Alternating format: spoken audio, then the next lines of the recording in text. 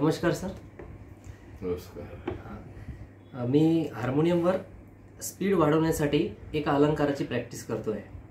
ही पद्धती बरोबर आहे का, मला तुम्ही सांगावं. मला वाजून दाखवा.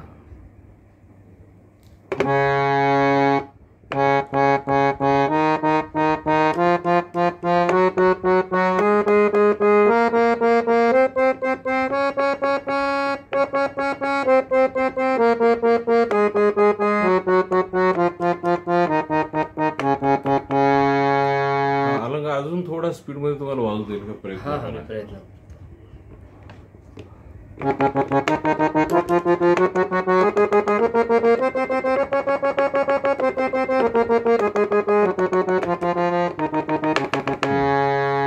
छान वाजवलं सर तुम्ही अलंकार.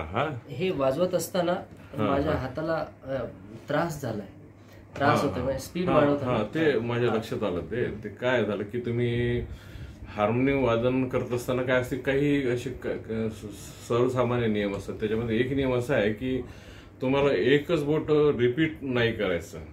ते रिपीट करू नये आणि ते एकच बोट तुमचं उचललं जाऊ नये हार्मोनियमवर. जसं आता तुम्हाला साम असं वाजायचं असेल तर मग तुम्ही असं एकच बोट वापरून तुम्ही नाही, ते तसं नाही करायचं. कारण त्यांनी तुमच्या हार्मोनियम वादनाला कुठेतरी मर्यादा येऊन जातात. आणि तुम्ही जेव्हा एका बोटाने तो अलंकार वाजवला तर ते वाजत असताना तुमचा मनगटाची मुवमेंट तिथे हालचाल झालेली आहे.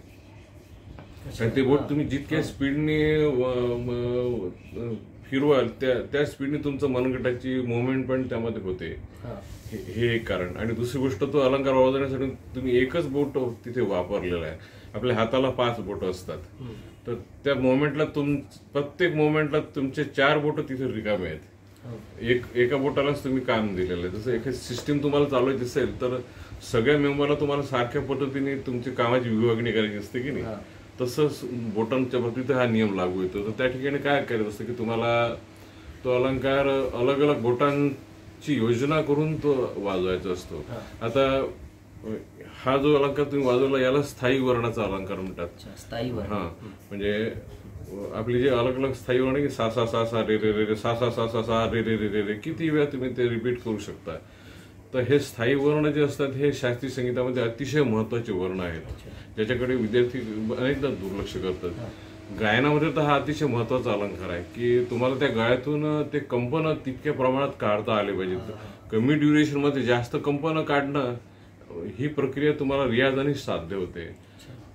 तर गळ्यामध्ये तो रियाज वेगळा असतो. आणि इन्स्ट्रुमेंटवर जर तुम्हाला हा अलंकार वाजवायचा असेल तर प्रत्येक वाद्यानुसार त्या वाजवण्याची पद्धत त्याची बदलून जाते, फिंगरिंगची पद्धत बदलते. कसं तुम्ही व्हायलिनवर सतारवर, मेंडोलिनवर, सारंगीवर, जी फिडल हे जे तंतुवाद्य आहे त्याच्यावर तुम्ही तो अलंकार वाजवला. आणि कीबोर्ड आहे, अकॉर्डियन आहे, हार्मोनियम आहे, हार्मोनिका आहे, या पियानो आहेत, याच्यावर जर तुम्ही अलंकार वाजवला तर तो वाजवत असताना बोटांचा ट्रेंड तुमचा त्याच्यात बदलून जातो.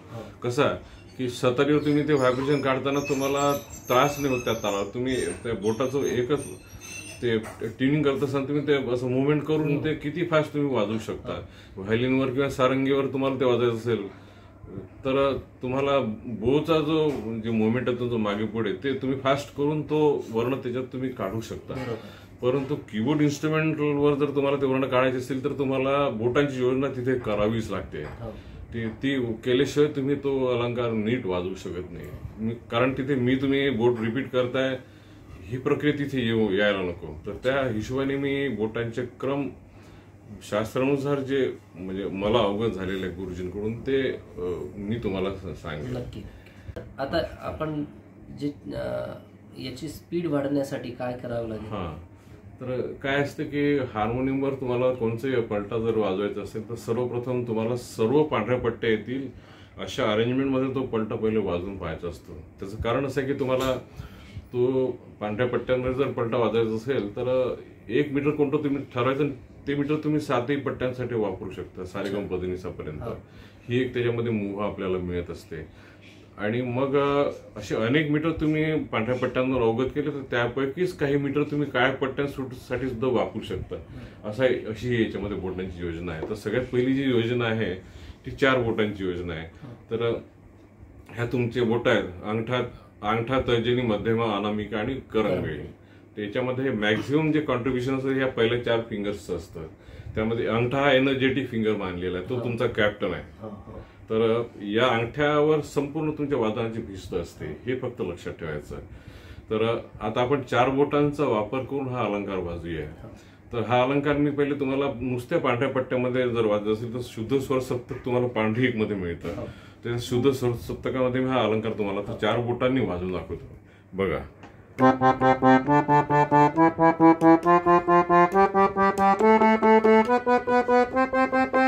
याच्यामध्ये मी वर जाताना 4-3-2-1 मीटर वापरलेलं आहे. अनामिका, मध्यमा, तर्जनी आणि अंगठा. आता परत जर यायचं असेल तर तुम्हाला 1-2-3-4 मीटर वापरायचं आहे. म्हणजे वर जाताना तुमचा बोटांचा क्रम उलटा असतो, हे लक्षात ठेवायचं. वर जाताना तुमचा बोटांचा क्रम 4-3-2-1 उतरत्या क्रमाने असतो आणि खाली येताना तुम्हाला बोटांचा क्रम 1-2-3-4 ने करायचा असतो, कारण तुम्हाला पुढचं जे बोट आहे ते तुम्हाला रिकामं पाहिजे त्याच्यामध्ये. तर आता हे म्हणजे सा सा सा सा रे असं वाजत असताना तुम्हाला वरच्या बोटावर तुम्ही येता की सावर, हा सा सा सा वाजत असताना हा सावर तुमचा अंगठा आलेला आहे. तर हे प्रत्येक वेळी तुम्हाला हा अंगठा रिकामा मिळतो हे वाजत असताना. नंतर मग परत येताना तुम्हाला 1-2-3-4 मीटर वापरायचं हे अशा रीतीने हे 1-2-3-4 मीटर तुम्हाला मिळतं. तर हे झालं तुमचं 4 बोटाचं फिंगरिंग. याच्यामध्ये आपण अंगठा वापरलेला आहे आणि इतर 3 बोट वापरलेले आहेत. आता म्हणजे या पद्धतीने आपण जर मी प्रॅक्टिस केली तर हात दुखणार नाही, हात दुखणार नाही आणि तुम्हाला तो अलंकार जास्त स्पीड मध्ये सुद्धा गती वाढणार.